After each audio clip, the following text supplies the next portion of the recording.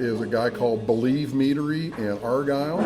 Okay. Wow. I didn't. I don't know what he's doing. I read an article where he's got a little tasting thing, and then he sells like these 16-ounce plastic bottles. Okay. There's Fox and Raven. They are they do the bigger meads, and they do mostly farmers markets, and they sell their meads there. Yeah. And then there's B and Brews out in Fort Worth. Check them out then. But they don't have a tap. I don't believe they have a tap room, but check into them. So they came from Canada, and they do drinking horns. Oh, that's cool. So if you go on their website, you can see their drinking horns, and then they have been doing collaborations with some breweries around. Okay. I know there's been some collaboration with breweries and meaderies, but I thought they were more out of city and state and stuff. So Yeah. So the process of making the beer and making the mead is not crazy different, but obviously the ingredients is really what makes it a lot different. What did you guys, when you were starting to make the mead, how much of a learning curve was that coming from beer to mead? Well, because we were kind of doing these beer type techniques, that it wasn't as good, and we didn't have. There were some bulletin boards and stuff, but there really wasn't a place you could go like today. If I'm going to make a mead today, I can hop on the internet and I can look at 300 YouTubes and they'll tell you, 300 different ways of making it. You're an expert by in like an hour. Yeah. So we had some trial and error. We were going by people's recipes, and then of course we started using the hydrometer to figure out what our alcohol content was, what we wanted it to be. Right. And unlike beer, when you miss your mark up and down, you get either really dry or you get really sweet. Right. And is where beer, you can usually hit pretty well what you're doing. Yeah. Because the honey, the sugars are so fermentable once they get to where they need to be. Right. So the process itself is we warm the honey. Okay. So we buy the honey in 55-gallon drums. Wow. And we have these big wrappers that go around. They warm the honey up to about 90 degrees, 95 degrees, which is what the hive temperature is. Right. And that makes the honey more viscous and easy to pour. Right. And then we have honey pumps. Right. Pump it into the fermenter while we're adding water. And so we do it all by weight. Okay. So we have a recipe. We know with this particular weight, with this particular honey, we're going to get this particular gravity. Yeah. And then of course we check it. Of course. Yeah. make sure it's accurate. Honey requires nutrients and energizers. Gotcha. It took a while for us playing with those because, we were told, oh, these are good ones, and we were getting different things. And then it goes without saying that the yeast is going to be a big part of it, but we're concentrated on these wine yeasts, and so we're getting higher alcohol out of smaller batches that don't have a lot of taste to them. Right. For instance, the Magician that you had there, that's an 8% Texas Wildflower Honey Mead. We made it, and it's right at 7.9. Okay. The honey, the yeast we use on that has an 8% tolerance. Okay. So it won't go over 8. Right. We made that same exact recipe with champagne yeast, and we got 12% alcohol out of it. Whoa. Same exact recipe. Yeah. So that's where the science comes in. in. The art in mead making is that, and then of course, and we're not. I like some wines, but I'm not a big wine drinker. But you have to understand that too, because there are over 300 varieties of honey in North America, and every one of them will make a different mead. Okay. Then you start adding adjuncts. Right. Cinnamon, ginger, strawberries, raspberries, kiwi, whatever fruit combination, and those different meads will taste different based on the honey they're made with, the amount of honey that's in them, the yeast that you use to make them. Okay. So it's super interesting. But after we energize a nutrient, we do a real vigorous stir on them. We want to get it as oxygenated as possible. Pitch the yeast and wait about 10 to 12 days, somewhere in there, and that's usually when it'll stop fermenting. Wow. Cold crash it, get the lees off of it, and then we pump that mead into a secondary fermenter where the fruits, spices, whatever we're making are. So by law, a mead can only be fermented honey, and the only other ingredient you can add at fermentation is hops. Really? Don't ask me why, but that's a federal law. It's a federal law. Yeah. So if we label our mead, and it has fruit and stuff in it, we have to send them a formula. Say, here's what we made. We ferment the honey. We then add the fruits as flavorings, and then we can call it a mead. If you ferment with any fruit or grape in it, then you classify it as a honey wine. Huh. Yeah. That is, I feel like they shouldn't have their fingers in those kind of pots. Like, that's just weird. Oh, I know it. Well, the one that really gets me is we can't have grain, any kind of grains or malts in our meadery by law. And that's federal law. Federal law.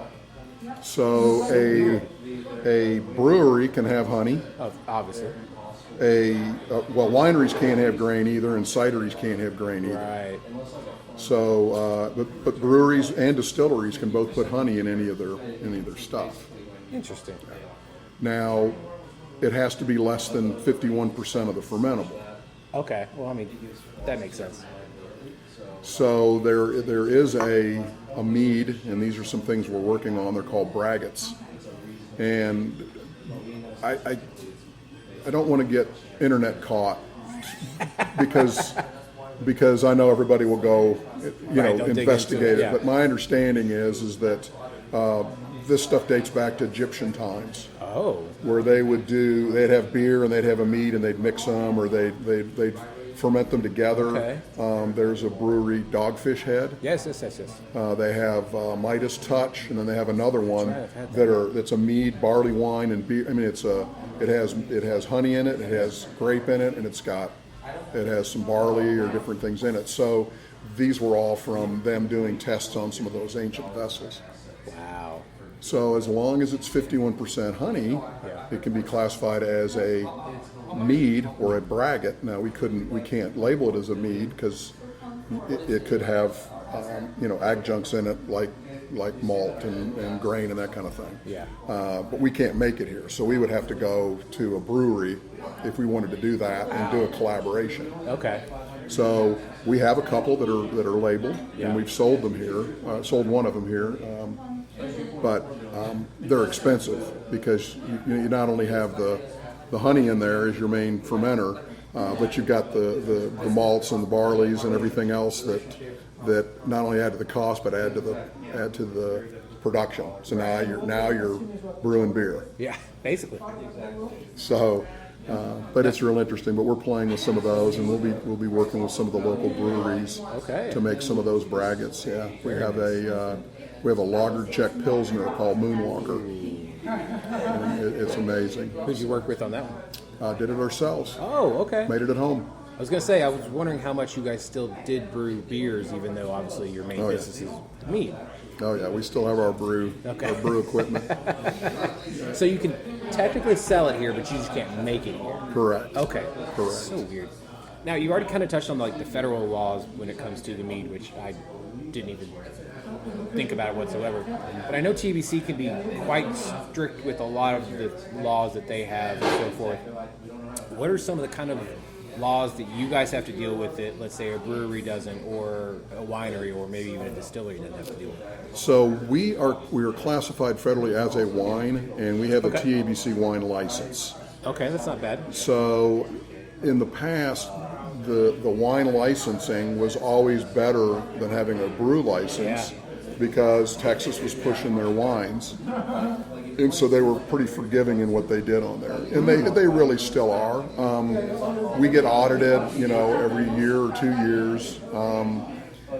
We, have to turn in the normal paperwork that everybody turns in. They've automated a lot of their back-end systems. So we used to have to send in sample bottles. I've heard that, but I think whatever label art, I think they normally had to approve as well, which I also think is super. So weird. the label, the name, and the samples. Now they don't. So we can just send them the label, and they don't require the sampling anymore. That's good. And then anything over 7% ABV has to go through the federal government. What? Yeah. Is it just because of the mead, or Well, again, we're classified as a wine, Right. so anything over that mark, still it's federal? So So there's the local- under 7%. Yeah. There's 7 to 15%. Yeah. There's 15 to 20%. Right. And they have different tax brackets that fall into those. And then the under 7%, the labels are regulated by the FDA.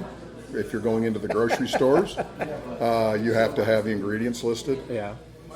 If you ship interstate, you have to have all of the nutritional ingredients listed on the outside of your can. Wow. So you have to actually send them into a lab and get all that done. Yeah, this, and this. Yeah. Yeah. Anything over 7%, you don't have to. So you send in your formulas to the federal government, they approve the formula, you then send them the label, they approve that, then you send that label approval to TABC, and then they approve it. It's so weird that so many people get their fingers and hands in the pots and stuff that they have no real reason. Like, I know. But it'd be nice to have that job where people just send you a bunch of these labels and formulas and stuff. Yeah. But it's so weird. Yeah, I remember seeing a brewery that they came out with all these really crazy wild labels, Yeah. and the states would forbid them, and they've taken this thing to the Supreme Court. Oh, I didn't see anybody did that. That's awesome. They've actually taken it to Supreme Court and said this is freedom of speech. Yeah. As long as it is not pornographic or something that's over that line, you can't. You can make suggestive stuff, right? Yeah. But and they ended up winning in court. So Good. that's a pretty cool thing. Yeah, very cool thing. Now, how did you guys decide on this location? Like, because you guys are in this. I was trying to explain to my girlfriend on the way over here. I was like, we're in an interesting quadrant where you're technically in Dallas, but you're also in Farmers Branch, and then like literally a stone's throw away is Addison, and Carrollton's not crazy far away from here either. So, how did you guys decide on this place? Well, it was interesting. So when we were first looking for location, we were looking down in the design district where all the breweries were. Yeah. We found a location that was literally 2 blocks north of Petacolas, on the river, where the bike trails went through. Oh, Katy Trail. And it was, it wasn't super ideal. Location was cool because we could have gotten, in the beer rotation down there. The space wasn't, fantastic. We'd have had to kind of, work around the way the dock and stuff was situated because it was a shared dock. Oh, okay. But we had a good deal on it and everything, and so we had to go to the county government. And we thought, well, Petacolas is right there. You've got, Bishop Cider. Yeah. You have Texas Ale Project. You have Community, because Community was down there at the time. No, that's right. And we go, oh, this is perfect. So we go to the city, and the guy looks at it and he goes, well, that's not zoned for alcohol. He says you can produce it there, but you can't have a tasting room. What? Yeah. Why is that block not, but like you said, 2 blocks over? So he pulled out the zoning map, and Petacolas was zoned just its building. And Ale Project, all these guys, when they zoned their areas. They didn't zone the whole district. That's just dumb. So we realized that it was going to take 6 to 8 months for city approval.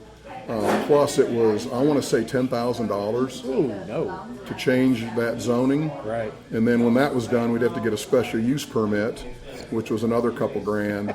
And I'm like, I need every penny I have to make our product. So, and the landlord wasn't going to wait 9 months for all this to happen. No way, yeah. So we had looked at Farmers Branch, we'd looked at Frisco, we'd looked at Plano, we were looking at all these places. Yeah. And the majority of them was the same issue, was zoning. If you put a restaurant in, it's 51% food, then you can put your production facility in and your tasting room. Oh, yeah. But if it's just a tasting room, you can't do it. Gotcha. And Farmers Branch was the same way. And because I had talked to them, and they were saying, well, we want to open up the east part of Farmers Branch, kind of this area over here. Yeah. And we want to try to do a brewery thing like some of the other cities are doing.